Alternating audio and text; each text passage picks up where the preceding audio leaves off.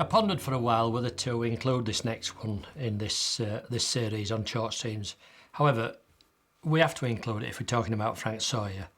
This, of course, is his famous killer bug. He had 5 flies which he pinned his faith on, and he said he could catch fish with them anywhere in the world. That was obviously his famous pheasant-tailed nymph. Then there was his very similar grey goose nymph. And then there was one similar to the grey goose, which was rather bigger and darker, called the SS, the Swedish special, which he used in northern Sweden. And then, of course, there was the killer bug, and then his bow tie buzzer.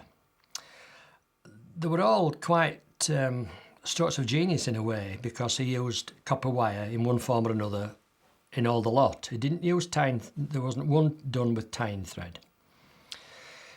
His killer bug never probably got as far across as to America, although it was christened by one of his American friends. But in this country, and to some extent on the continent, it has become quite famous.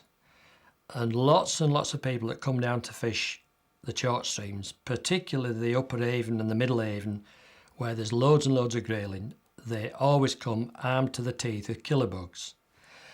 Now, I'm going to tie this on a 14. It seems as though Sawyer used it in a variety of sizes. In fact, you probably don't know this, but he tied them in very large sizes and caught salmon with them. So, you know, here again, it's one hell of a fly. I'm using a size 14 Partridge H1A nymph hook. There's no indication in his book what hook brands he preferred and what style of hook.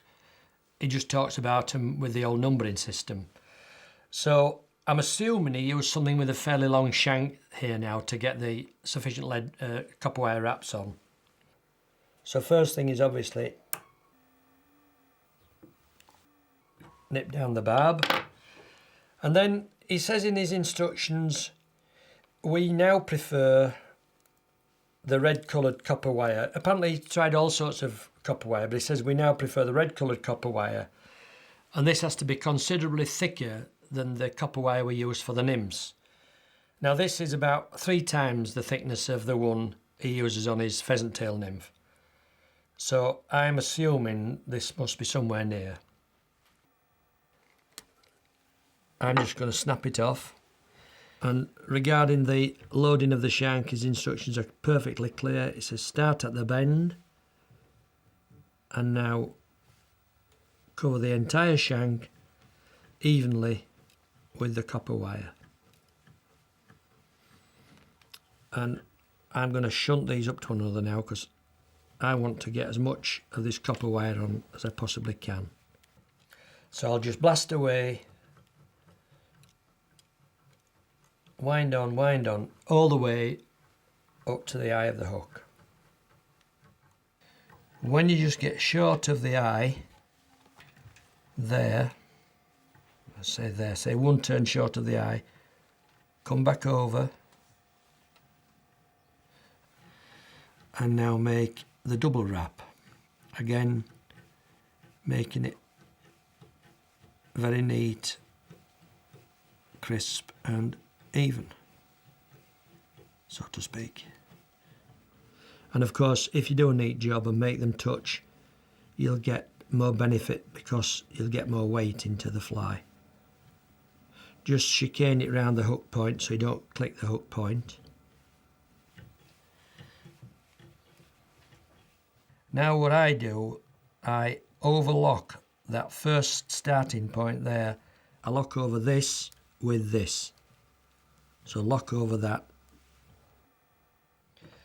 So we've gone up the shank and back down the shank in even turns, and now I'm just going to fret the starting point off.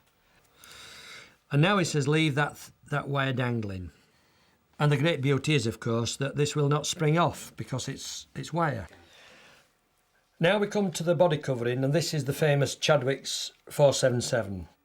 I would say the colour is a very pale shade of fawn with the merest blush of pink.